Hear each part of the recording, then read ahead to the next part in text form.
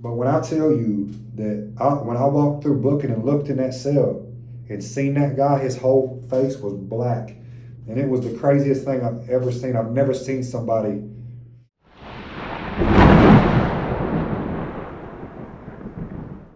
What's up, YouTube? Y'all saw the thumbnail and title. Let's get right into it. Today, we're going to talk about PTSD. And yes, I do deal with it. I've got experience with it. You guys already know I don't talk about things I don't have experience with. I don't like that. I feel like in order to truly understand other people's situations and to speak on it, you need experience in these areas. So, check this out. I deal with PTSD over a few different situations that have happened in my life. I'm going to talk about all three of them. But we're going to start with when I lost my grandmother. And everybody's PTSD is different. So don't try to compare yours to mine or yours to the next man. People's minds work differently and certain things affect people in different ways. So my grandmother died. Only time in my life I've ever lost somebody. And when I felt that, and I was very close to my grandmother, guys. When I felt how that felt, it hurt me so bad. Hurt me so bad. And I didn't know what to do. And to this day, it has put a PTSD in me in the form of I literally start to get extreme anxiety. And it'll hit me out of nowhere that I'm going to get a phone call that my brother died or my mother died or somebody really close to me died in a car crash or something. Because when somebody dies, a lot of times it's unexpected. And it was for me. My grandmother wasn't sitting in the hospital on a monitor saying that, hey, she's probably not going to make it. So we didn't have time to get braced for it. It just was she had a heart attack out of nowhere. And then I got a phone call saying that, it happened and wasn't expecting it. It was the worst feeling in the world and it gave me PTSD. So now I get major anxiety out of nowhere that I'm going to get a phone call one day. Hey, your mom just died in a car crash. Your brother just died in a car crash. Because I know that's possible. And it gives me major PTSD and I get a lot of anxiety because of that sometimes.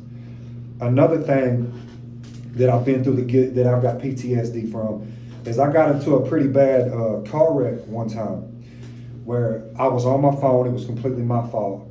I was driving and I had ran through this red light, turning signal, because I was looking at my phone, and when I looked up, the light was yellow, but it was blinking. I didn't look at it long enough to know that it was blinking, and the difference between when it's yellow, it's turning red. So when I glanced up, I didn't look at it long enough to know that it was blinking. When it's blinking, it means yield.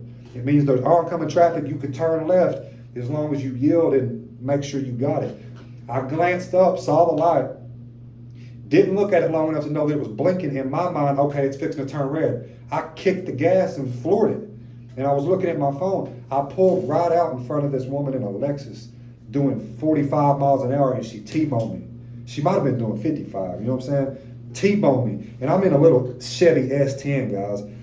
Caved the whole passenger side of my truck in. Now, had it been the other way around and she hit the driver's side, I would have either been a vegetable right now or dead. Or if I would have had somebody sitting in the passenger side, they would either be a vegetable right now or dead because it caved the whole side in. And it damn near flipped my truck. I mean, it totaled my shit. And I get out of the truck and I'm looking around and I'm like, holy shit, it happened so fast and it was such a hard impact. It hit me like a ton of bricks, dude, because I wasn't expecting it for one. So I get out of my vehicle and the only thing on my mind is, damn, am I missing a limb? Is my back broke? I don't know why, but when your adrenaline's hitting, you could lose your fucking leg and you don't even know it because your adrenaline's hitting until you look down and see that your leg is gone. I thought that I was going to step out of my truck and collapse. I didn't know, but I stepped out, I was looking around, and I'm right in the middle of an intersection. Cars are, looking, everything, people's coming up, are you okay? I'm like, yeah, I'm good. So then I asked the lady, I'm like, are you okay? I'm sorry that I did that. I pulled out in front of you. She was okay, I was okay. I ended up having some bad whiplash from the seatbelt, and I broke my thumb because my thumb jammed up in the steering wheel. But that was it. That was all that happened. But that situation gave me PTSD because still to this day, the way that wreck happened and the impact of it, it let me know how fast your life can be over. And I'll be driving sometimes out of nowhere and I will tense up and cringe at the thought of, damn, what if a car crosses over the lane, hits me head on, or what if something crazy happens? Because that can happen, guys, at any given moment. You know, car crashes is one of the leading causes of deaths in America or in the world. So anything can happen, and when it happens, it's going to happen fast, and you're going to feel it for a split second. And that's scary to me. That's scary as hell to me, that I can die and I don't have any control over a car hitting me head on or something, you know? And that gives me major PTSD, and I get major anxiety from it. And I never got that until I got in that car wreck. I had never really been in a bad car wreck until then. So I get PTSD from that. The second thing that gives me PTSD, and I don't even know if this is much PTSD, but it makes me sick to my stomach, is I saw 7 dudes jump on this guy in jail one time and damn near kill him. I'm talking, they crushed his face in, dude. To see somebody get their face stomped in when they really didn't do nothing wrong is that I felt real bad for the guy. You know what I'm saying? And it just gives me like I said, I don't know if it's so much PTSD because I don't get much anxiety about it, but it makes me understand how evil the world is. So I go into every situation knowing that things can get ugly, especially when you're in the streets and you're going to jail. I pay attention to my surroundings. I move a certain way in my life because of the things I've seen.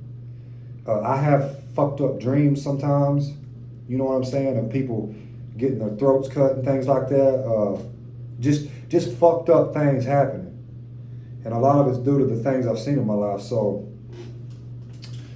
that, you know, the fact that this guy, and I'll give you a little story on how that happened. It was New Year's in jail. We was turning up. We was in an open dorm. Everybody was hype as fuck. This dude had got locked up talking shit to the police. And in this jail I was in, the police would green light people. So he puts that guy in his pod. He's still drunk. The guy comes in kind of acting cocky. Somebody catches him, knocks him out. And here comes 7 motherfuckers beating the shit out this guy. I saw a dude jump up off his 2 feet, stomp on the guy's face, dude. And a couple days later, I was getting transported to another jail. So I was able to go through booking. But they came and got this guy and took him out. He didn't die. I thought he was dead. But I was going through booking to get, because when you get transported to another jail, a police from that jail comes to get you. You go through the booking area to get processed through and all that bullshit.